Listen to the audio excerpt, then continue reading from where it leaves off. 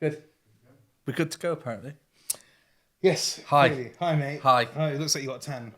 It feels like I've got It's fucking boiling on it. yeah. Episode 70. Episode 70. We were a bit immature last week with the 69. No? I thought it was quite funny. It was actually. How are you, mate? I'm good. Yeah. Yeah, I'm all right. It's strange having you sitting right next to me. Like I know, it's a bit weird. Oh, it's okay. Put a cushion between us, a bit of a comfort. Like a protection thing. By the way, I still got that cough. Oh, now you tell me. So now I'm sitting next to you. You're not going to get it. You're not going to get it. I think the whole infectious part's gone. That happened when Dale. I'm always going to repeat Dale's. Dale. Supposed to blame Dale, mate. He's not coming back in again. Never. He's been Banished. He's been banished. He's on the shit list. He is. Always. Only joking, mate. Are you? Yeah. We'll find out. Episode 70. We have a special guest. We do. Hello, Dave. Hello. How are you? I'm all right, thank you, Vish. Thanks so much for coming in today, man. Really appreciate it. You're very welcome. Really I've been listening to the pod on the way down. have? I have a question for you, though.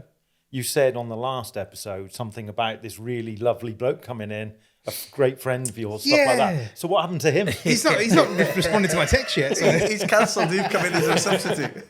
Got it. It's you. That makes sense. Oh, it's It's me. you. It's Oh, you. So I've known. I was just saying to Dan that I've known you for about 20 years now. Yeah. We've worked together.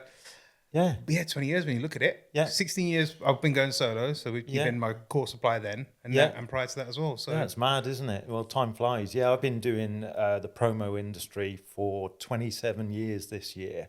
And you won't be far behind, I guess. no, about 20 years. Yeah. Literally 20 So, years. yeah, crazy times. But yeah, I've been to your wedding, You have. been to your divorce.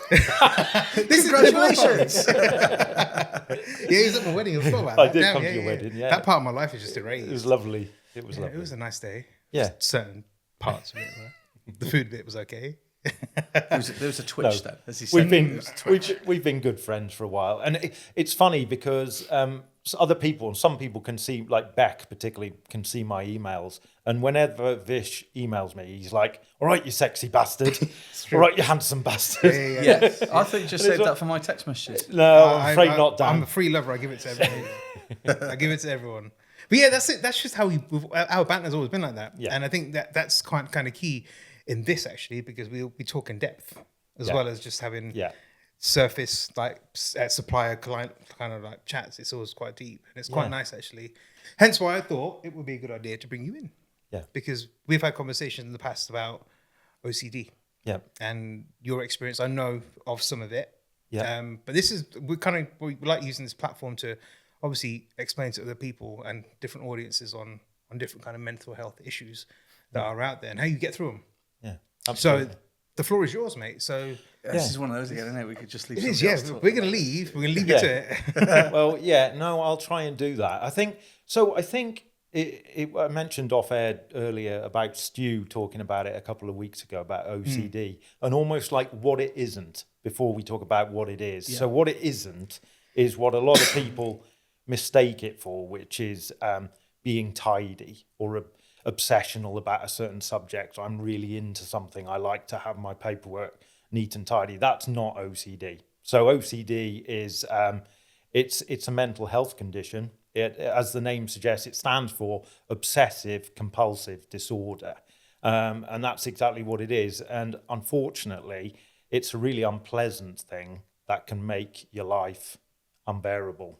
And that's been my experience of it. And I just thought, I love your podcast and I think it's so important. And I just thought, maybe I can just see if sharing something about my experience can help other people. I think it will. And he said he loves the podcast. I'm clipping that up ready for next week's reels. Don't worry about it. It's all sorted. It's already in his bank. So you mentioned earlier on that this is something that started some time ago, right? So just go through that part for us. Yeah, I mean, I if I go into too much detail, just slap me and I'll move ahead. You know, like a record jumping it ahead. Taylor will do that from the corner. Yeah, he's good at that. That's his job. Sure. So, I mean, it started for me when I was about 18, and that's not untypical by all accounts. I found out subsequently. I was lucky enough when I was 18 to go out to New Zealand, and I was living there, staying with a family, working for the business that they had. And on the surface, everything was going great. I felt like comfortable, you know, at home. I was making friends there. But kind of just in the build up to Christmas, I had what I would guess was a panic attack, which I'd only experienced something like that once before, when I was at home before my trip. So in anticipation of the trip, if you like. So I was having this anxiety attack. I'd never experienced anything exactly like it before. And it became associated with fearing that I could sort of become something that I didn't want to be, or that somehow it was, looking back now, it was all quite naive thinking, but I was just an 18-year-old kid who hadn't really thought in depth about these things at all. And it was like, what if I could become like this or become like that? And basically the OCD developed out of that over the following kind of weeks and months and even years. And it's basically, there's different types of OCD. So probably the most commonly known one, apart from people thinking that it's to do with being neat and tidy and stuff, it absolutely isn't. My wife would wish that I was a neat and tidy freak, but it isn't the case.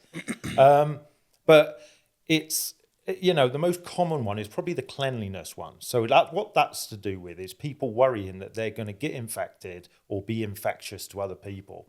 And so they'll worry about it so much that they'll stop living their life, essentially, or they will live their life, but they will be hurting themselves because they'll clean themselves so thoroughly that they wear their skin away and it's red raw and so on.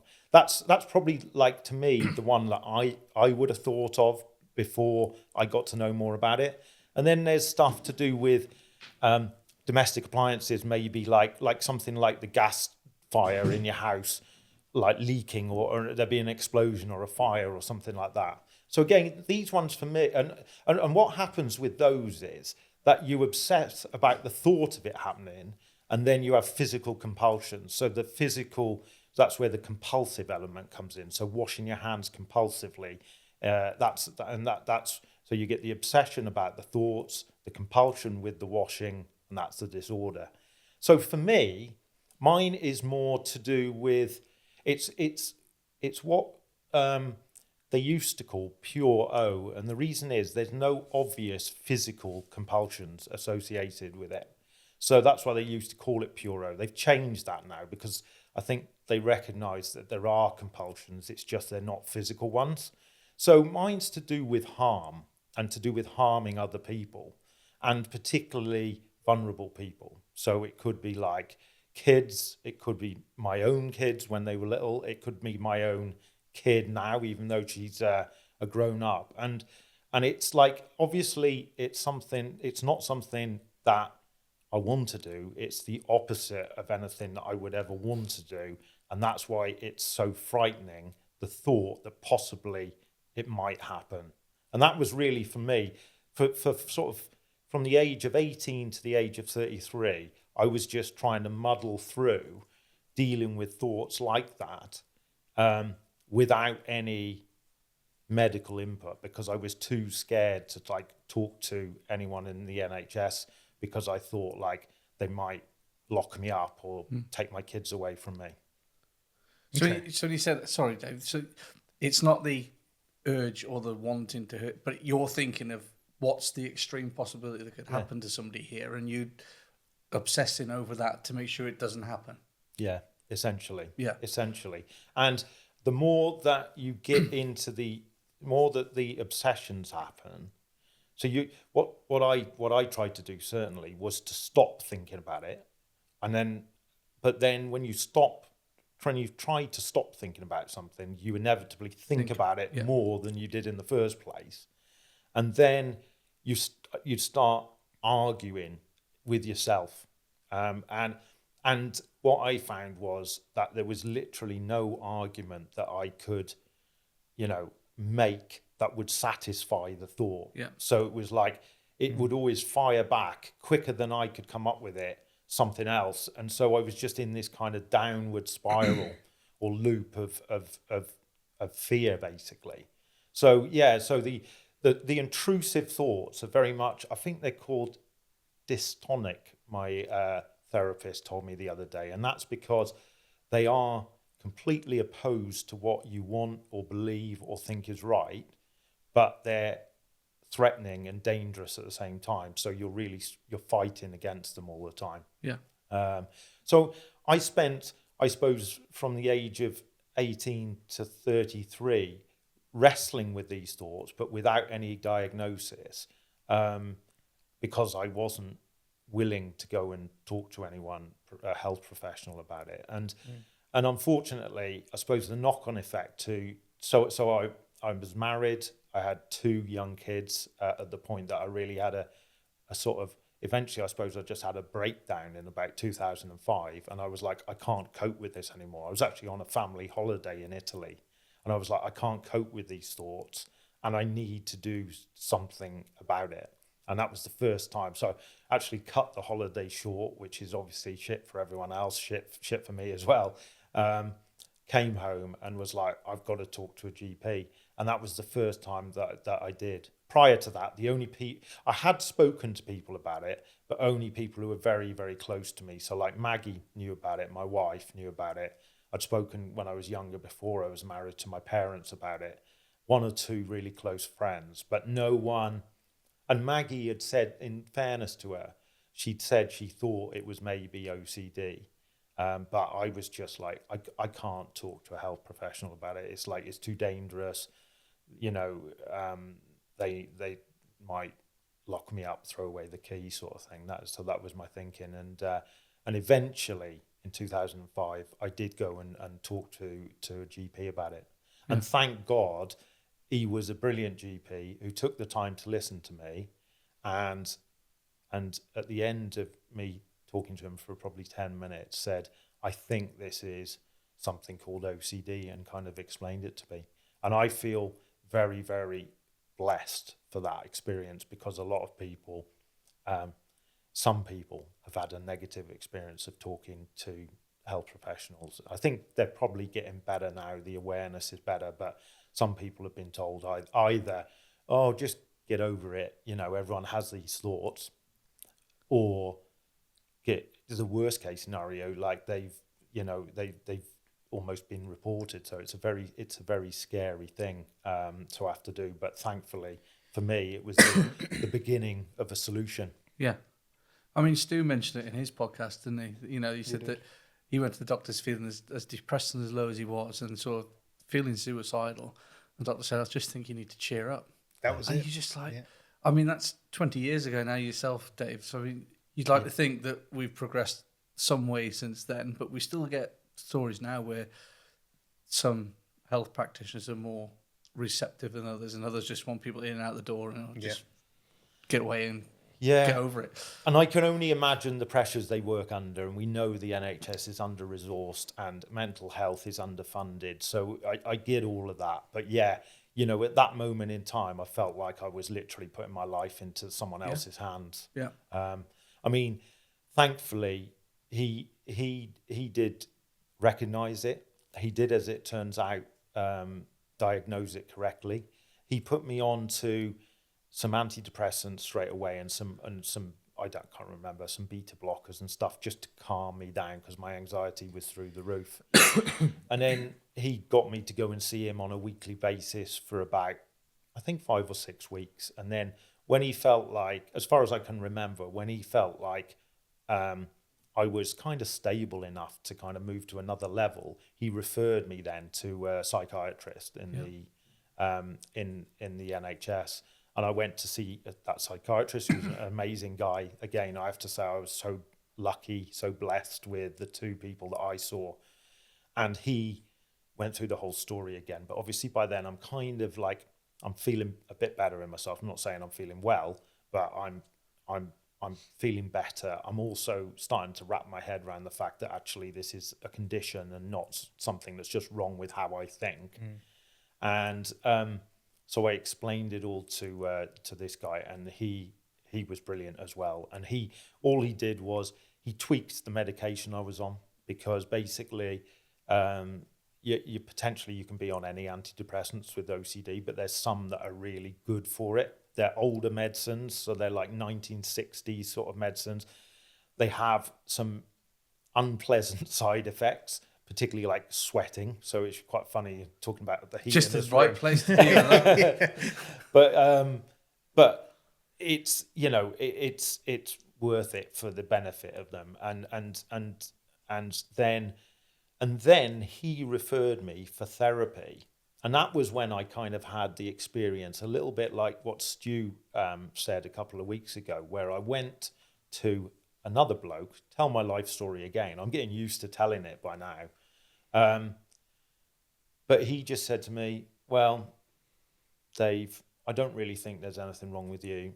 And I can't really offer you anything apart from maybe there's a group therapy session which you could go to, but I don't really think it's going to help you that much. And I came out of that meeting after all these weeks of taking the meds, getting my head round, okay, this is something that can be treated. I'm going to get some help. And I was really deflated, but I just went back to the psychiatrist the next week or whatever. And I just said, look, I need to do something else, because, you know, group therapy is brilliant and it has its place. But for me, I needed to be able to discuss the nitty gritty of my thoughts and how I could start going about counteracting them and gaining some kind of control over, or, you know, some sort of way of kind of navigating my way through them. And I needed to be able to talk specifically and in detail with a therapist about it, not like worried about what everyone else sat in the circle is thinking. And to be fair, what he said to me was, well, you know, there isn't really anything on the NHS, but there is private therapy. And he pointed me in the direction of a couple of things, and I went and found my own therapist. And that is, I suppose, one of the things that I was thinking when I wanted to talk about this. I was going to say that is, on one level, that was fantastic, and I'm very fortunate in that I could afford the therapy. You know, it's not necessarily cheap, because for OCD, you want to have a CBT therapist, so a cognitive behavioral therapy therapist, and they're not cheap. And I was fortunate that I could afford it, and lots of people can't, and that's something I'm just painfully aware of.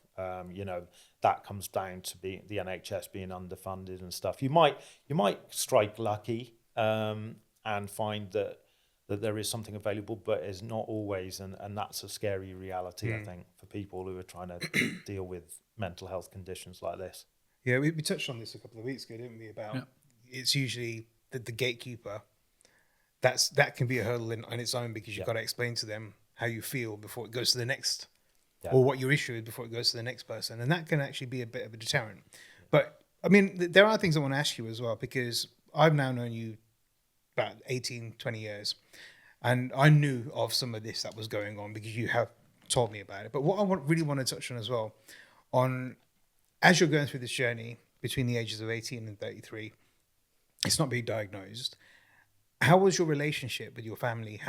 Was there an impact on your family? Yeah, there was. And the main impact was, I was basically, I suppose, looking back on it now, I didn't realise this at the time. I was just living my life and thought I had these thoughts that I needed to control, and somehow it was my fault. I couldn't get control of them. Now I realise that it was kind of like having a tiger by the tail. You know, so I was literally trying to deal with a fairly severe mental health condition that puts people in hospital. Some people hurt themselves, all sorts of stuff because of it, without any diagnosis. And so basically what that meant was I kind of took it out on those closest to me, as you tend to. So I was like, I've got to keep everything in all the time. I've got to control myself. I can't let people see how I'm feeling. And so I would do that sort of 9 to 5 or whatever it was, probably longer hours than that. Then we were trying to make a success of the business in the early days, and then go home and then kind of take it out on Maggie particularly, not on the kids, not physically, But that doesn't really matter sometimes, I think, when it comes to just being abusive, really. And just I suppose, you know, I'm ashamed to say it, but it's the truth. I think she was like my punch bag, you know, not physical, but Verbally, you know, verbally and everything else. And, you know, so yeah, absolutely. And the kids, I think they both have their different experience of it. Matt is my eldest. He's now 28. My daughter's 25. They were, when I was going through it, they were little. My daughter, I think she's had her own issues with mental health, and she's worked through a lot of things, and we've talked a lot, and she kind of saw me as like a bit of an ogre from her early life. My son says that his experience was somewhat different. So I feel that feels pretty shit to know that. And it wasn't like I was like it all the time. But yeah, it had a big impact. And, you know, and so when Maggie, you know, I know she told me, like, you know, I think you've got OCD. You can talk to someone about it. I obviously I wish that I could have found the strength to do that earlier. But it is what it is, isn't it? And it's not uncommon, unfortunately, for people to go quite a long time with something like OCD, just battling away in their own kind of strength and, you know, not knowing what's going on until they eventually have a bit of a collapse and need to ask for help. It's a very man thing, though, isn't it, as well? It's like just hiding it away, being in denial of it's any kind of problem, regardless of even going to the doctors for a cold or a cough or whatever. You just push it away 100% until it gets too much. Yeah. And then it cracks. Yeah. But it's a good thing that obviously you did finally decide, even though it was on holiday. Yeah. You know, you can't always say it's bad timing. I think that was probably the best time to have done it. It was actually the holidays were the most difficult time for me. And it kind of makes sense when you look back at it, because when I was working, I suppose there's a couple of things when I'm working. One, I'm focused on the work. Two, I feel stressed, but my stress is focused on the work. Yeah. So it feels legitimate to feel anxious or whatever. So I'm like, okay, I'm anxious, I'm stressed, but there's a reason for it. When I'm on holiday, I'm like, oh, what you're meant to do on holiday is be really happy and chilled out and having a lovely time with the family.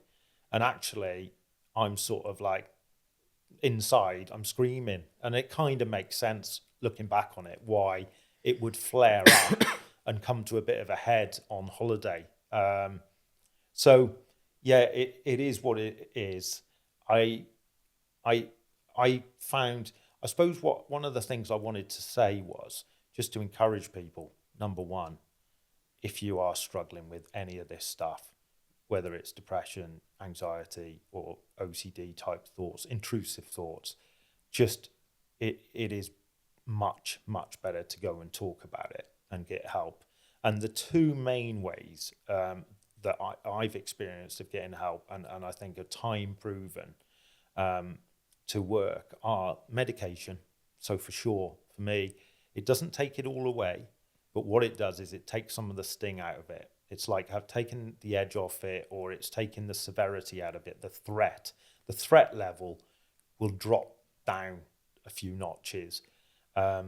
Also, OCD is about rapid thoughts and connections between thoughts, and it pumps the brakes on that.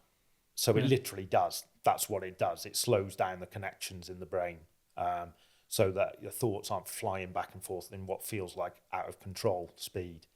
So I'm a big advocate of medication, but for me, it doesn't give you the tools to live your life. So it helps massively, and it gives you some security and stability. But for me, CBT therapy was the real difference, and that kind of unlocked the door for me of being able to live a life that I could enjoy and feel like I'm not running away from intrusive thoughts anymore.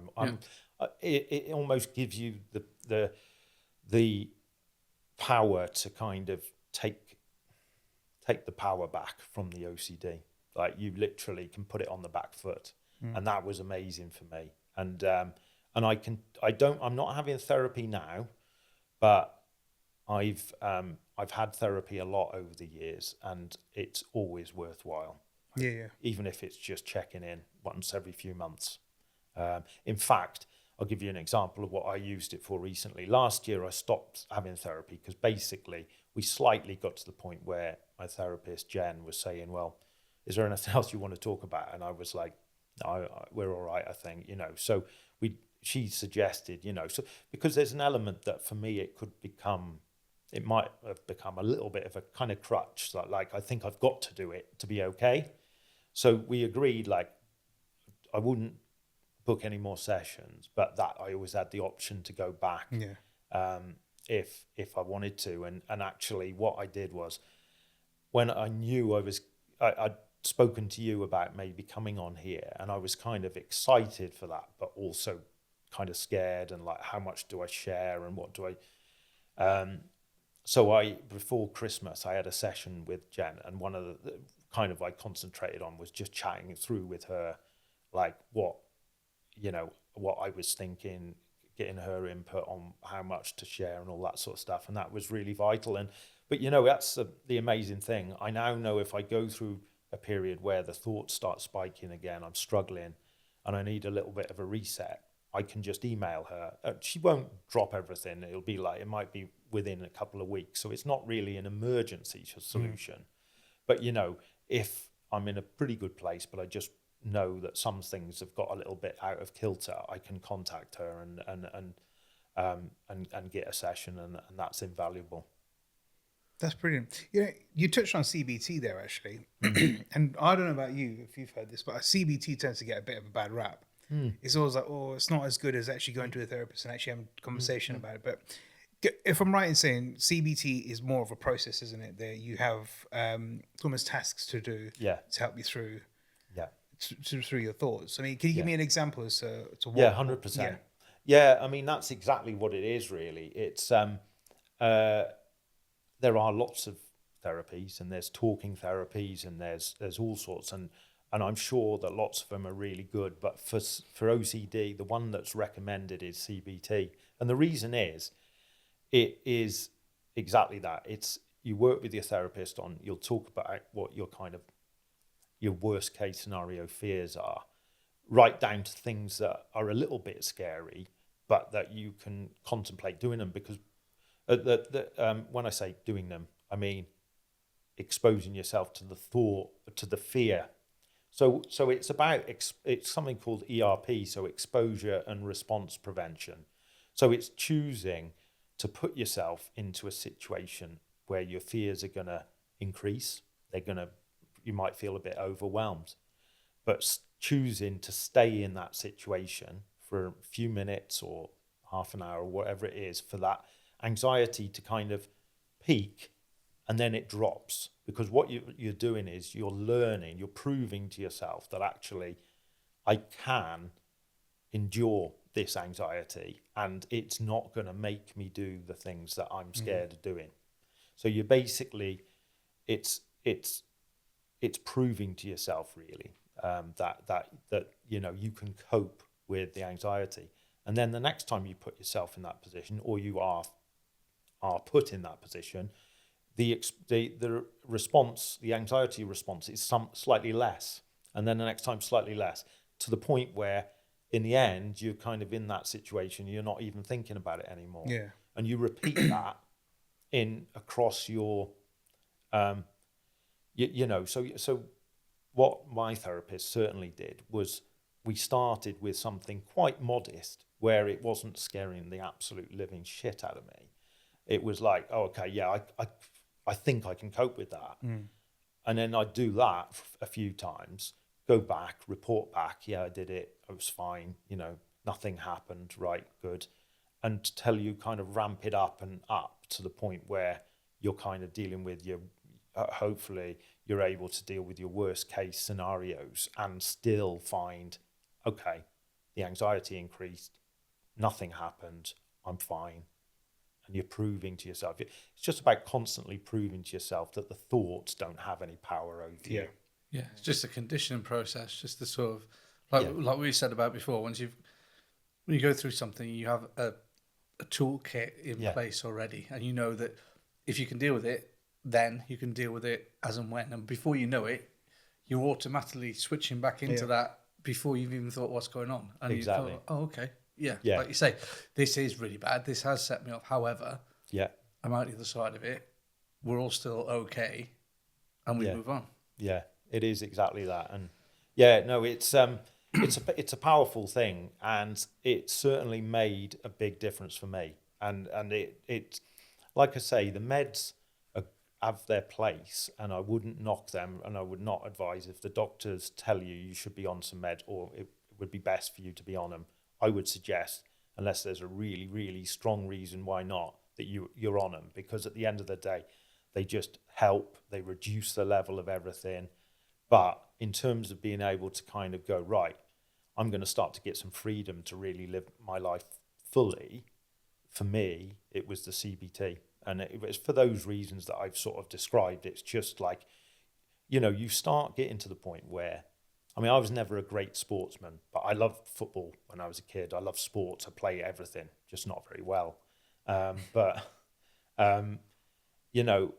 It's a little bit like that. It's like you're setting yourself challenges. So it starts off and it's just fucking terrifying, because you're going, what the hell? I'm choosing to put myself into like one of my worst case scenario sort of situations.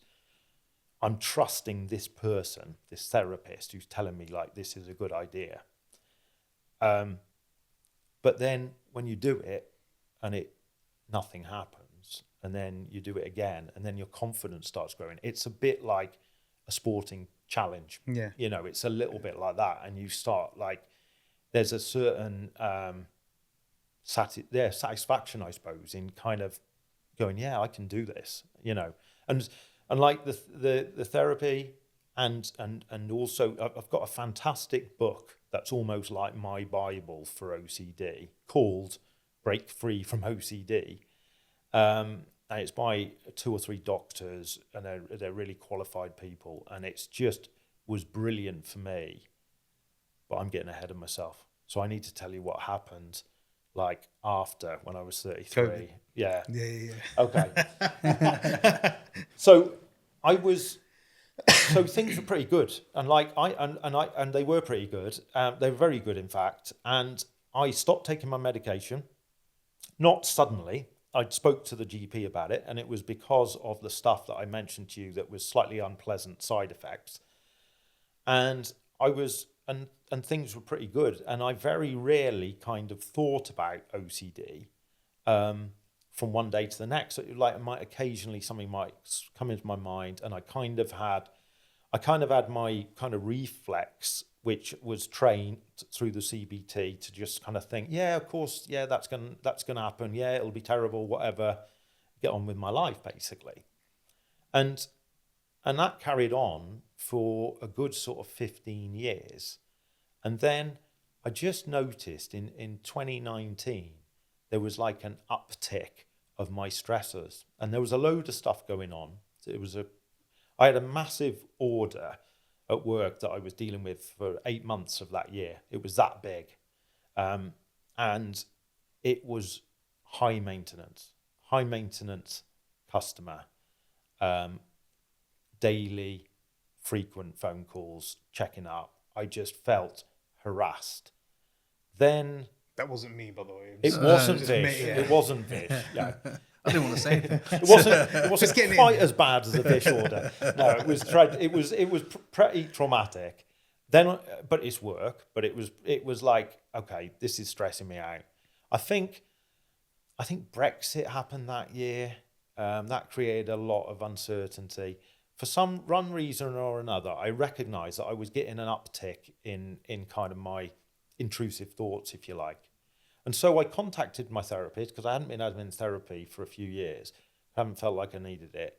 And we started working on it and talking through some solutions, some therapy. She got me to fill out something to do with like the level of responsibility I was taking. I found from doing these kind of pie charts with responsibility, I was taking responsibility for almost everything in my life, even though a lot of it was outside of my control. And it was like, okay, that's quite useful to identify that, maybe try and take a bit of pressure off myself. So, but I wasn't doing great. So I was doing the therapy. I still didn't do anything about the medication. Went into 2020, and of course that's when COVID happened. And COVID was massive for all of us, wasn't it?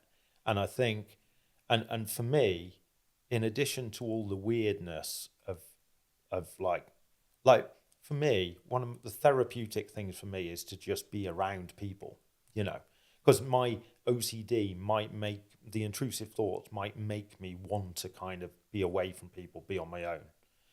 So it's therapeutic to be around people. And obviously with COVID, we were told you can't be around people. You've got to keep a distance even from the people that you are with, and that's got to be a very tiny group of people. And we were all going through this trauma together. But I've subsequently read that, like, for people with OCD, it was challenging for everyone, but for people with OCD, it was particularly challenging. So I did things a bit, when I think back on it now, I think, what was my thought process? I don't really know. But I went to medical professional and said, I don't really want to go back on the meds I was on before because they had side effects. I want to be on some other meds. And so I went through what was a fairly excruciating period of trying to get onto antidepressants that would suit me. And basically, one of the downsides of any drugs, I suppose, but antidepressants, is that they can make the symptoms worse before they make them better. So I was already anxious, and it kind of made me worse. So I in the January of that year, I had a few nights where I was like, I can't be in the house. I can't be in the house with my wife and my daughter. I need to be somewhere else. I need to feel safe, sort of thing. So I decamped to someone else's place where they don't live in the UK all the time, so I was able to do that. And I kind of spent about a week. I was taking these meds, and I was hoping that, like, I was going to get through the severe anxiety bit and start feeling better. That kind of happened. I got better, and I struggled on for a few more months, but later that year, so 6-8 weeks later, I just got to the point where one night I wasn't sleeping, and, like, not sleeping for me is a big red flag anyway. I know lots of people struggle with sleep. I'm very fortunate I don't.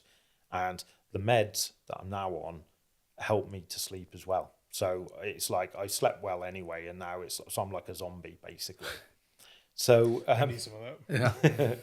So I wasn't sleeping, and that's like a big red flag for me. So those hours in the night when the house is silent, and I just got to the point where one night I was like, I can't do this anymore. I literally can't be like this anymore. I need to be somewhere where I feel safe.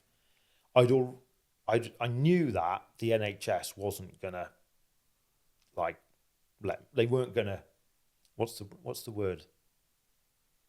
I can't think what it's called. Admit when you? you admit, but you know, when you section someone, Section, they weren't going to section me, because I kind of knew what was going on. I could describe it. I've never been someone who thought particularly about self-harm or suicide or anything like that, even though I felt very desperate. And I was like, well, they haven't got the capacity for someone like me. So I was like, I'll have to go to a private hospital. Now, fortunately, I was in a position where I couldn't afford to do that, but I had the credit card limit that I could go and do that. And I said to Maggie, I'm really sorry, babe, but I have to do this. I've got to just be somewhere with medical professionals. And, like, I kind of had a vision that I would be in, like, a hospital, and they'd, like, lock the door and leave me in there. And I thought, well, I'll feel safe then, because I can't, even if these worst case thoughts are in my head, I can't do anything because I'm in a room locked in. So I went to hospital, and obviously that's quite an extreme thing to do in and of itself, is to admit yourself basically to hospital. And I actually, over the course of the next 7 weeks, I spent 6 weeks in hospital because I did 3 weeks. I went to a private hospital in Bristol, and I still was trying to not go onto the meds, would you believe? Even though those meds had worked 15 years previously, I was still telling them, oh no, I'm trying to get onto other meds. It was very backwards thinking. So I spent 3 weeks in Bristol, initially thinking, oh, I'm going to get better here, and then feeling worse and still persisting. And I was on a cocktail of drugs at this point because I was trying to come off some, going on to others. With hindsight, it's not very logical, but I was in the middle of it. I did 3 weeks there. I ended up feeling worse than I had when I went in. So I was like, well, I'll go home. So, which is fine. Like you're there of your own free will anyway. So it was like, of course they're going to let you go home. I went home, didn't feel like I could be in my own home. So my parents lived about half an hour away from me. So I was like, I'll go and stay with my parents. And I did that for about a week. Didn't really get any sleep. Just felt worse and worse. So I was like, I remember I went to see Maggie, and I went to the NHS in Wrexham, and I said, like, I sat there and I said, look, I'm just absolutely, off to like my anxiety levels are through the roof. I'm not coping, and I sort of thought maybe they would be able to either give me some stronger medication or something, but they basically just said, look, mate, you're not ill enough for us. You're gonna, if you were in hospital, it wouldn't do you any good because the people who are in there are going to be a lot worse than you. And I was just like, I don't care, I'll be in there. But no, it wasn't going to happen. And so I went home and I said to Maggie, I said, look, I'm so sorry about this, but I'm just going to have to go back to hospital. But this time I'm just going to tell them to stick me on that medication that works. And that's what I did. And it seems crazy looking back on it, because the amount of money that cost is just phenomenal. We can't even talk about it. It's obscene.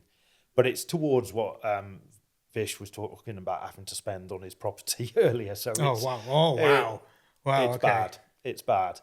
But I went back and I went to a different hospital, same private hospital, but in a different town.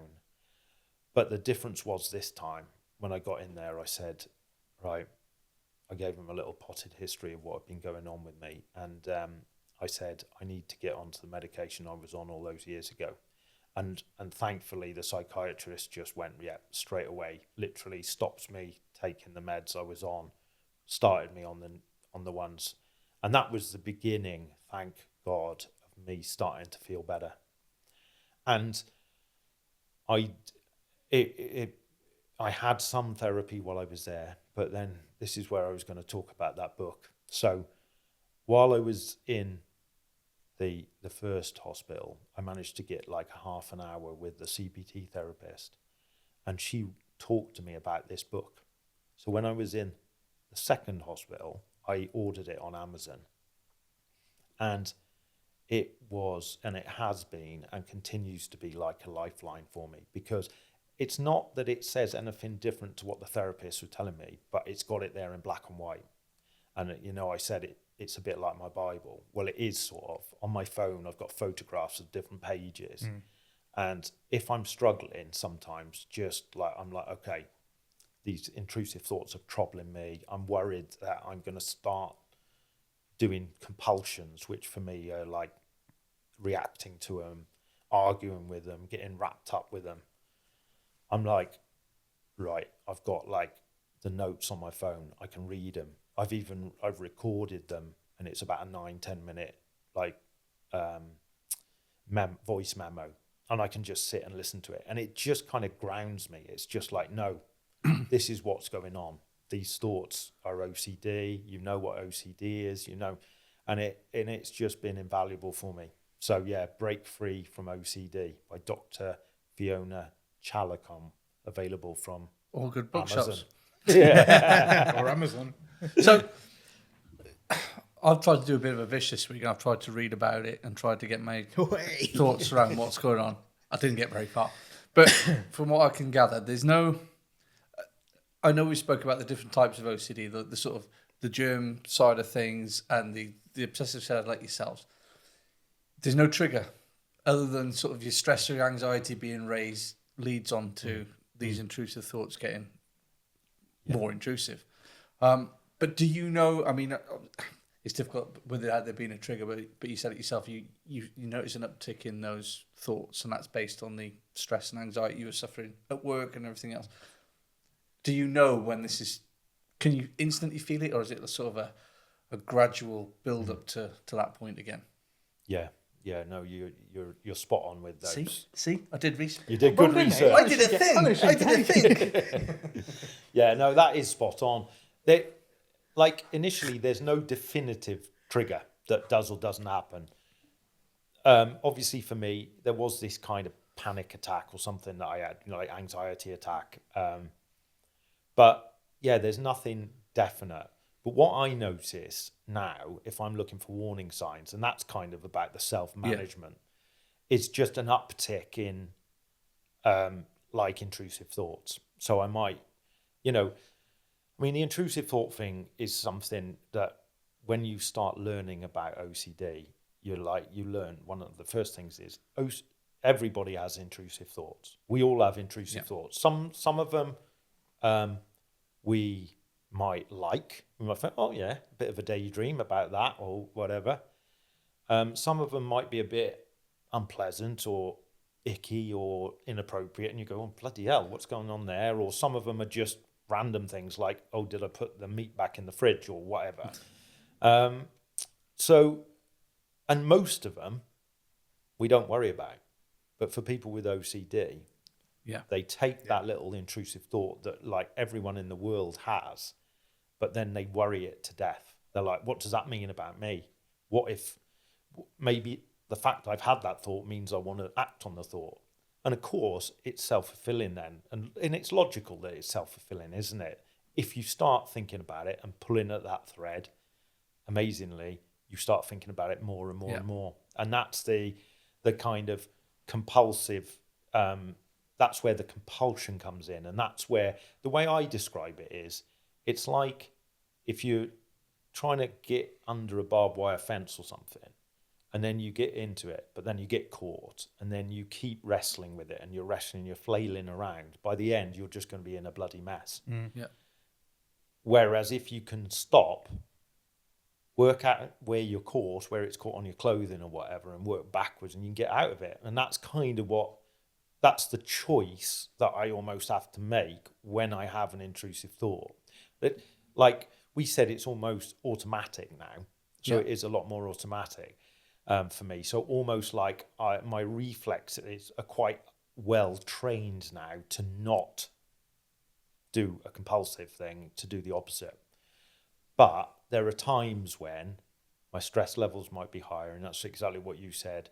It is very much a stress-based thing. So if your stress levels are higher, just stress in life, and that could be anything. It could be COVID. It could be a death in the family. It could be a birth in the family. It could be good news, bad news.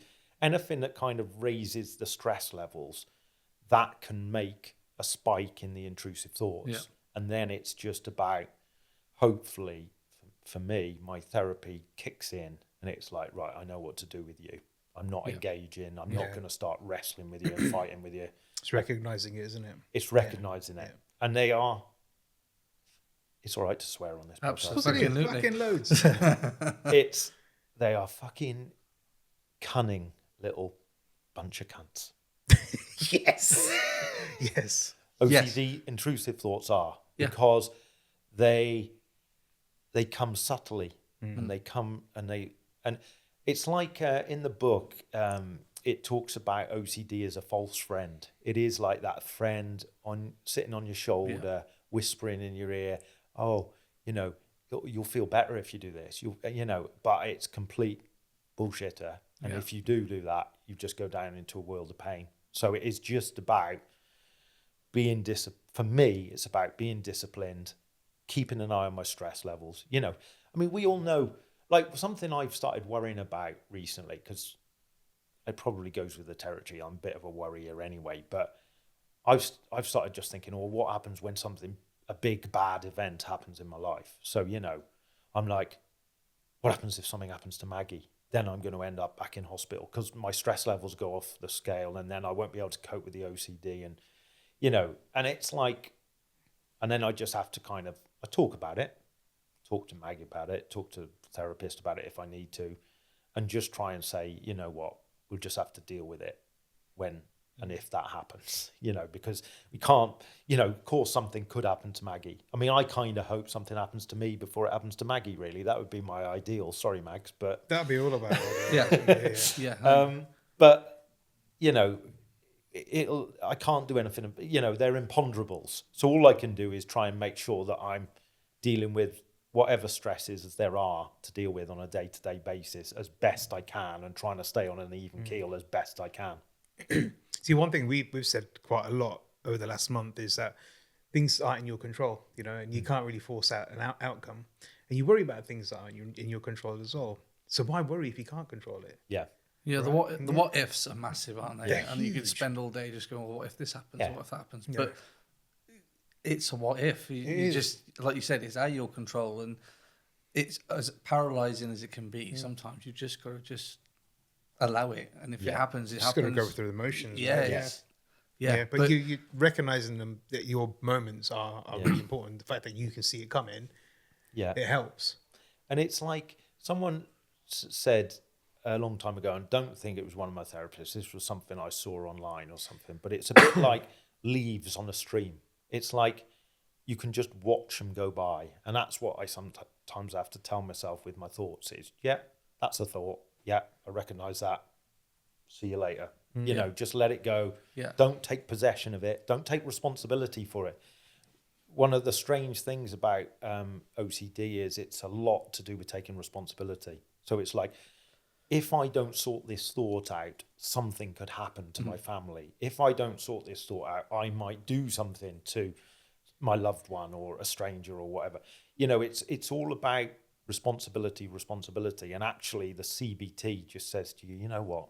You don't have to take responsibility for all of that. Certain things in life we have to take responsibility for, but not every single bloody thought that goes through your brain, because a lot of them are just like, they come, they go, that's how our brains work. We can all recognize that. We all have weird, wonderful thoughts. So just most of mine are rubbish. That's why I try to ignore them. No. Yeah, exactly. So, yeah. No, good on you, man. That's really good, because I knew obviously some of this because we had a conversation during the time. I think you were in hospital at the time when we spoke. We did. I was heading towards your end, actually, going down towards Wales to pick up some stock. And I called you. Get your passport sorted before you went, or no, I didn't. He wasn't allowed. It wasn't that far down. blocked at the border, turned around. No, it was actually quite interesting because I didn't know, because I was excited to see you. Yeah. And I spoke to one of your colleagues, and I was on the phone, so she goes, "Oh, you're not there." And then I put the phone and you called me. Did I? And I was driving down and I was pulling into a service station. We had a good hour chat. I remember that. But I didn't know the severity of this. So to me, it had thrown me off, because I was like, and this is the thing, with people that have mental health issues of any sort, you don't know what they're going through until you're told. No. To me, you were just happy-go-lucky Dave. But I knew you suffered with OCD before, but the severity of it that day was like, wow. Yeah. But you opened up to me that day. Yeah. You told me quite a lot. Yeah, I remember that. Yeah. I think that was before I actually went to hospital. That was when I was trying to kind of cope with it, and I was part-time. I wasn't working all day every day. I was working sort of from home a bit, and just doing reduced hours, just trying to control my stress levels. So I think I knew with you that I could talk to you about the deeper things in life. Yeah. There's some people you just go, nah, don't go there. bother. It's not with them. Don't bother. They're not going to get it. They just don't. But then there's other people like yourself who intuitively is like, that you're safe. And then there's other people in between who I think you can, when you're feeling like you want to, you can share a little bit with them, just to give them a little bit of an insight, but not too much to kind of That's it. terrify them. unfortunately, we are in a world where there's a lot of people that judge, or actually don't understand what you're going through and just make up their own mind. So and it's the people that turn it back and use it against you as well, isn't it? There's any opportunity to gain that little bit of advantage or that edge over somebody, and it's it's people just shit. Yeah. But it's really good of you to be able to open up about it on this platform as well, because this is the point, really, isn't it? This is what this is why we do it, is to educate people out there that it's okay to talk about it, you know? Definitely. And you've gone into some depth there, and I really appreciate that we both do it, in fact. And I mean, so from doing what I've done, you don't realise how many different types of OCD that there are. And I was sort of sat there reading, I was thinking, Jesus Christ. I mean, a long time back, I had a friend we haven't spoken years, but would have a compulsiveness around light switches. When I spoke to him, it was because he said, well, if I don't turn the light switch off, or I don't flick the switch off on the plug, the house could catch fire. And then you get it, and he kind of, but it would paralyze him. He couldn't leave a room until you made sure everything was off. And you could just see the torment and the stress that he was going through, thinking, oh, I've done that. And then he has to go back and check again to me. And it's just, wow. Whereas for most of us, we might occasionally think, oh shit, did I turn the oven off? And it's just that little thought, and then you go, oh, sod it, if I didn't, so be it. You know, and I think that's the thing. It's like they're all normal thoughts, but for some reason, people with OCD, they just something, and it's normally to do with their worst case fear. So, you know, it might be like if I don't switch the lights off properly at home, then my family, and there's a fire, my family will burn to death. You know, but then other people, they can think, if I don't do something in the right order or in the right way, something will happen to my mum, my dad, you know, while they're out. You know, so it's almost like the kind of cause and effect thing going on. And it's like the therapists talk about that being a bit like magical thinking. Like, do you really think that if you think something that someone's going to die? Because otherwise there'd be a lot of dead people, especially with the world in the way it is at the moment. There'd be dead people left and right and centre. So you know, and it's a weird thing with OCD, because there's a big part of your brain that's telling you like that, you know, it's not right, it's not real, but you can't get a grip on it, you can't take control of it.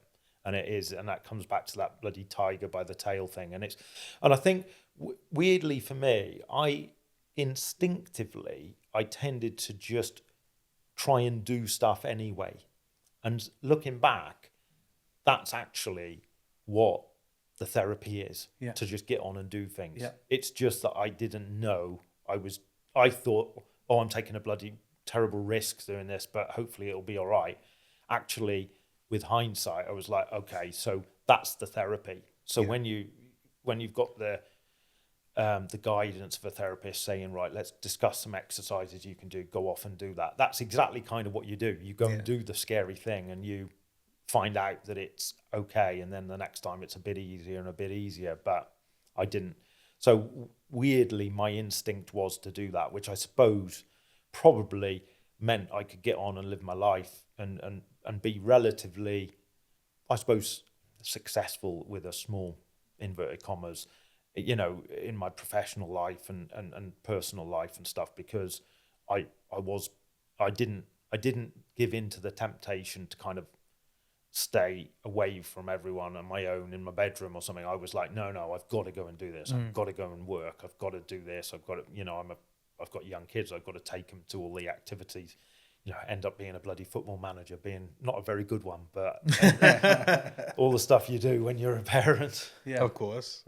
Do you ever find, because it's something that really pisses me off is when people self-diagnose or use a joke out of it. Stu touched on it not long ago, a couple of weeks ago, about how people use OCD as a joke sometimes. You know, like, I like the house to be extremely clean. When someone leaves a clean again, that's not OCD. That just means you like a tidy house, right? I'm the same. Yeah. You know, like if someone's left a mark on the floor, you wipe it. You're not going to say it's OCD because you've wiped it. Yeah. Does it ever wind you up when people start bringing these kind of things up? It winds me up. For me, it doesn't massively wind me up, because I kind of get where they're coming from. Right. And I know they don't mean any harm by it. For my wife and my daughter, it winds them up. And they get fucking angry about it, you know. because I suppose of the impact it's had on me That's and why. the impact that it's had on them. Yeah. But for me, I suppose I just kind of think, they don't know. That's what I think. They don't get it. Yeah. And they don't mean it to be offensive, Yeah. But yeah, no, it is. But it is irritating. And I think, but when we were talking earlier about it, I mean, your T-shirt and hat and everything is great with the branding, and there's that brand, isn't there? Is it Boys Get Sad Too? Yeah. And I like that brand. And I've got my kids got me a T-shirt and a hoodie sort of thing. And something that I was really happy about was last year. I don't know if you guys saw the clip or not, but at Glastonbury, Lewis Capaldi went out and he performed for the first time for like 2 and a bit years. And obviously now he's got Tourette's, as I understand it, and he's had his struggles with mental health. And for me, to see him go out and do that and to be able to do it, I just found incredibly moving. Yeah. And then while I was watching him, his half-hour slot or whatever he did, I saw like in the crowd, there was someone on someone else's shoulders and they had the Boys Get Sad Too. And I just thought, that's the sort of thing that makes me smile. So to counteract being irritated with people making stupid jokes, I think that made me very happy that he could, such a public figure, and people know, they might not understand his battles, and none of us do exactly, but the fact that he's talked about it and he's a very famous person who's been able to overcome it and get back out there and do what he's meant to do. So yeah, that makes me happy. Good. I like that. Thanks so much, man. That's been a real big insight for me. I knew quite a bit anyway because I research, unlike some other people. Whoa! He did today. I've researched this week. I've proven that. Okay. I'll take that. But no, it's been really. I love the fact that you've actually explained your entire journey as well, and the implications that it has on family. That again is something that's important to recognize and know. I know you're in a good place now. I know Mags. Yeah. Not the kids so much, but I know where you are now, and I'm really proud of you for actually coming out and talking about it. Yeah, I hope it's been helpful. I kind of I wanted to try and get my thoughts in place, but you can't. It's a conversation, and it's going to go where it goes. I hope it's useful to someone who's listening to it, and if it's even a little bit, then I'd take that totally. But I think I would encourage anyone, if you are struggling with any of it. Just go and talk to someone about it because there is help there. Also, if you're too scared to go and talk to them initially, just go on the web because there's some good stuff. The NHS, Mind, the charity Mind. There's one called OCD Action. There's a lot of information out there. So you can read about examples of what people struggle with and probably find like something that resonates. So, yeah. What we do is when these come out, we'll put the links in and around the social media stuff, so if people are listening to it and it resonates with them, then they can go straight to that and we can find it. That's fantastic. But we say it all the time, stories like yours are amazing because there are so many people that are suffering in silence and are too afraid to stick their head above the parapet and go, fuck me, I'm struggling a little bit here. But it's hearing other people and go, actually, I'm not on my own then, somebody else has gone through it. And it just gives them that. So anything that we can do to promote that, to get people to talk, is brilliant. Yeah. And that's what it's all about. Yeah, and I think, like Vish said, I mean, he kind of knew me and probably thought he's a bit of a happy-go-lucky idiot because I'm always grinning. I grin most of the time. That's my default setting. But at the end of the day, talking about it and telling your story a little bit, it helps people to see that even though someone might look like present, it's not necessarily that I'm trying to put a mask on. It's just, if I've got a choice between smiling or being miserable, I'd rather smile because it's nicer. If I can make a joke, share a joke with someone rather than be serious, I'd rather do that. So that's kind of my default setting. But obviously when the anxiety really kicks in, then you can't do anything and you're not functioning and, then you're not grinning or you're not having fun. But yeah, hopefully it just shows it's normal people going about their normal lives that these things happen to and there is help available. Yeah. Thank you, dude. I like that. Yeah, I did too. I was looking forward to that. I told you. All right. Yeah. Totally so. Yeah. I knew it. But anyway, Sure, I think we need to move on to love spuds, don't we? Yes, Do you have one? I do. Do you? Should I Yeah. give it to Dave first? I Yes, think we should. Viz the choice. Do you know what a love spud is? Yeah. Oh, He's what? listened to the podcast. I'm There proud. you go. I've been listening to the Right, podcast. go on, Dave. Well, Love spud. if it's permitted, I've got a love spud and a love plug. Plum. Plum. Plum, yeah. Love Love plum. plugs. Love plugs something different. Well, I have got one of them. It's a different show. So, the spud is the one I don't like, right? Okay. So, bad driving, dangerous driving that's likely to cause an accident and delay me getting home. Yeah. You know, I drive to work with a colleague half an hour each way every day. So we're in the car about an hour as long as nothing goes wrong. And some days it's all good and everyone's just driving in a normal way. But then other days it feels like there's people, like it feels like you're in the Matrix or something and people are trying to smash into you. Roads You're like, full what of the balance. fuck's going on Yeah. today? And you know, and you've got people and they're like 3 inches from the back of someone else, and you're just like, when there's an accident, it's going to be someone like you. Even if you don't cause it, you zooming in and out of other things is going to make someone else break, bang, and then we're all stuck for hours. Yeah. Yeah. And it's not even a fucking fatality either. It's just, you know, and I don't mean that nastily, but Do you know, it's funny because you know, it's a bit like, you know, you get there and it's just a couple of little cars with a little bump, and you're like, no. So that really grinds my gears. I can understand that. Yeah, I can get on board with that. yeah. Yeah, the road is definitely full of more bell ends. There are. Bell end. So on the other side, if you will permit me, I'd just do a little plug for something that I've shared with you already, Vish. There's a young woman who is doing a very amazing challenge of walking from the northernmost tip of Europe to the southernmost tip. Wow. So right up into Norway in the Arctic Circle, all the way down to, I think it's a Greek island called something like Gavdos or something, but it's right at the bottom. And she's doing that. It's going to take her about a year. She's 6 months in. She does regular updates on Instagram and Facebook. She's called Kit, so it's K-I-T, and then Birks, B-I-R-K-S. She's got over 100,000 followers on Instagram now. She's doing it to raise awareness of, and support for suicide prevention. She was suicidal herself. She was a drug addict, various things. She's also doing it to raise awareness and also to try and raise money. My slight frustration for her is that she's got over 100,000 followers. She's trying to raise £100,000 over the year. So far, she's got to just over 20. So that's great. But I'm just thinking, It's just a pound each. 100,000 people. Just a pound each. Everyone, a quid. Yeah. Everyone does a quid. Yeah. It's done. And then she's, you know, and that frustrates me a little bit because I think, come on, guys, if you're liking, like, click on the Donate. link.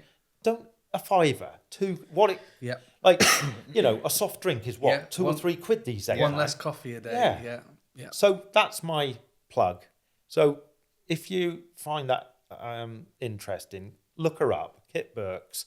It's an amazing story. Maybe you can stick the link in the bio. And No, I've followed this. It's actually quite interesting. It's good, yeah, it's a good and watch. she's a nice girl, and she does an interesting update every day, and there's a bit of humour sometimes, or sometimes she's struggling. The other day she was struggling, and she talked about that as well. And it's a very human story, but yeah, it's a tremendous thing. I'm far too lazy to do that. I mean, I manage back 1.5 miles a day at lunchtime with the dog, and that's my thing. That's but, you done. Yeah, It's not a bad number, the 1.5 miles at lunch. That's good. Yeah, More it's than what something, most isn't people it? do. Yeah, exactly. Yeah, love spuds very quickly. Almost self-inflicted. It was our kids' birthdays a week apart. It was, yeah, 6-year-old, 9-year-old joint party. Decided to hire a cinema and invite 10 friends from each age group to come to the party. Sunday this happened. Jen had the girls. Girls were brilliant, sat nicely, ate their popcorn, didn't mess about. I had the boys. Never a fucking again. You know, we've got 2 kids, right? Then all of a sudden we've inherited another 18. Oh my fucking days. yeah. It's finished. I came down the stairs and looked at Jen and said, I'm never fucking doing this again. No. Yeah. So it's self-inflicted because we put us there. However, fuck. No. No, not for me. I'm out. Happy birthday, kids.